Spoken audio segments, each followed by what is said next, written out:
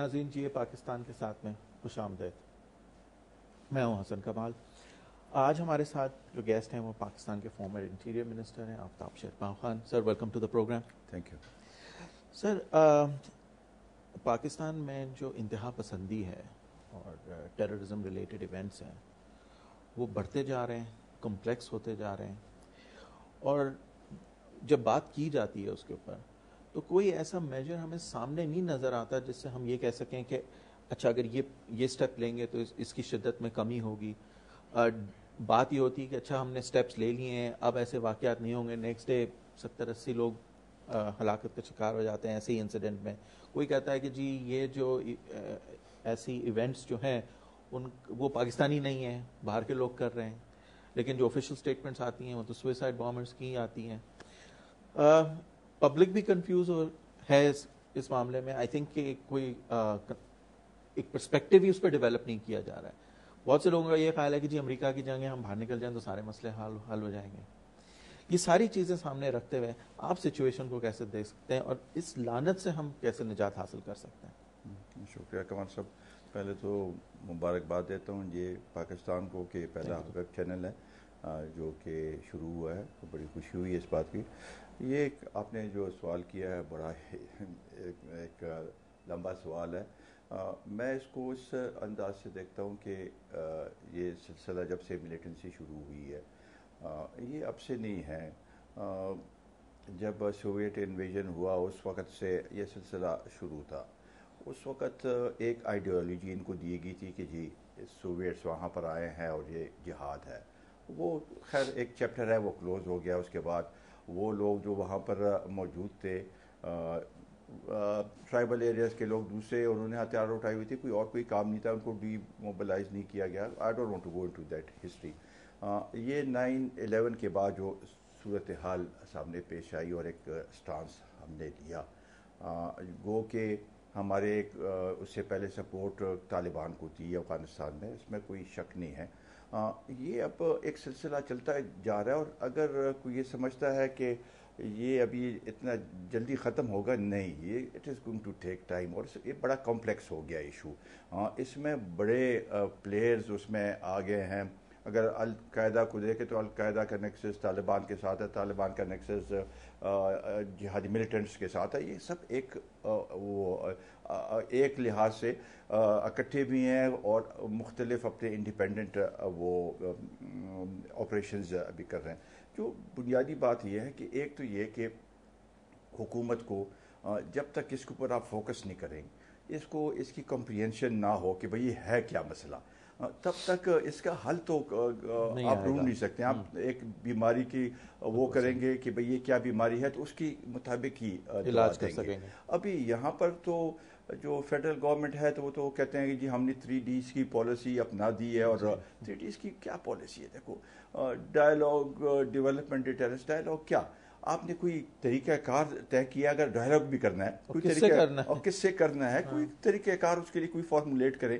یہ کہنا کہ میں ڈائلاگ کا کرنا, ڈیولپمنٹ اس علاقے میں کہاں ہو سکتی ہے جہاں جو خاص کر ٹرائبل ایریا, جب تک وہاں پر کوئی صورتحال بہتر نہ ہو.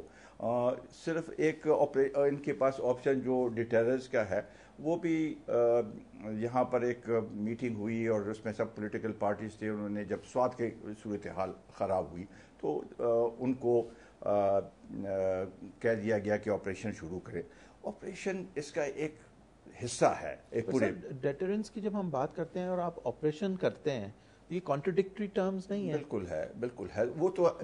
وہ 3Ds کا تو وہ 3Ds کو ساؤنڈز گڈ, مطلب آپریشن چلے شروع ہوا, دیٹ ڈزنٹ مین کہ آپریشن سے یہ مسئلہ حل ہوگا.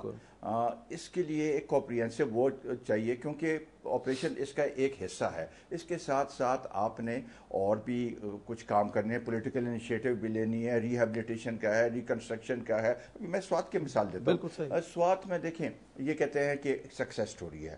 آئی still feel it's not a success story. فوج وہاں پر بیٹھی ہوئی ہے, دے آر میننگ ایوری تھنگ. سول حکومت وہاں پر ہے نہیں. सिविल हुकूमत ने अपनी सारी अथॉरिटी फ़ौज के हवाले कर दी है, बंदूक उनके कंधे पे रख दी है। जिस दिन फ़ौज वहाँ से जाएगी तो ये तब वापस आ जाएंगे। तो ये सिलसिला तो नहीं है। You need to establish the writ of the civil government. वहाँ पर रिकन्स्ट्रक्शन 1200-1300 स्कूल तबाह हो गए हैं, उनकी रिकन्स्ट्रक्शन, ये सारा इंफ्रास्ट्रक्चर है, ये सब चीज़ें करने की ज़रूरत है। तो ये आई थिंक मेन एक चीज़ तो ये है कि द गवर्नमेंट या जो सिविल गवर्नमेंट है, they have to be in the driving seat, और वो शॉट्स कॉल करेंगे तो तब कोई सिलसिला सामने। You see that happening? No, ये तो अपनी रिकंस्ट्रक्शन, अपनी रिहेबिलिटेशन में लगे हुए, अलायंसेस, न्यू अलायंसेस, उसमें इश्यूज और नॉन इश्यूज में इतने बस गए हैं कि इसके ऊपर जो मैंने पहली बात की है ना कि फोकस रिजॉल्व। देखिए, अमेरिका एक सुपर पावर है, वो वहाँ पर 10-10.5 साल से अफगानिस्तान में है। उन्होंने कुछ हासिल तो उस लिहाज से नहीं किया। ये जिन ऑपरेशंस को कहते हैं कि ये सक्सेस स्टोरी है मार्जा का, वो it's not a success story. एक जगह पे उन्होंने कब्जा किया हुआ है, बैठे हुए हैं, और रात को तालिबान की हुकूमत होती है, दिन को ये थोड़े बहुत घूमते फिरते रहते हैं। तो ये इसके लिए मैं तो ये समझता हूँ कि अब भी अगर इसको कुछ आगे वे फॉरवर्ड अगर आपने देखना है तो पूरे इसको रिविजिट करें, और इसमें जितने भी स्टेक होल्डर्स हैं वो पॉलिटिकल पार्टीज़ हैं, गवर्नमेंट है, पॉलिटिकल पार्टीज़ हैं, लॉ इन्फोर्सिंग एजेंसीज़ हैं, रिलीजियस एलिमेंट्स हैं, सिविल सोसाइटी के, इनको बिठाएं और इसके ऊपर देखें कि what have we achieve so far, और क्या इसमें हमने खोया है, क्या खामियां हैं, इसको किस तरीके से आगे लेके जाए। क्योंकि हमने जब वहाँ पर रिकन्सिलेशन का एक प्रोसेस वो शुरू कर रहे हैं अफगानिस्तान में, तो उसके असरात भी यहाँ पर होंगे। उसके कुछ शायद बेहतर की तरफ थोड़ा बहुत चला जाए, लेकिन it has to be simultaneous. वो बॉर्डर तो है, लेकिन ये तो आइडियोलॉजिकल एक सिलसिला है, तो उसको तो for that it transcends all the borders in that sense. अभी तो इस हद तक पहुंच गई है, क्योंकि जब आपने ऑपरेशंस और इसको तेज़ कर दिया तो naturally those people who are hurt, चाहे वो तालिबान थे, चाहे वो जिहादी थे, उन सबको वो उसकी रेटिलेशन में लाजमी बात है कि कुछ न कुछ करते हैं। तो वो अभी पहुंच गए हैं इस हद तक कि सारी कंट्री जो है इसके लिए पेट में है। Southern Punjab and so on.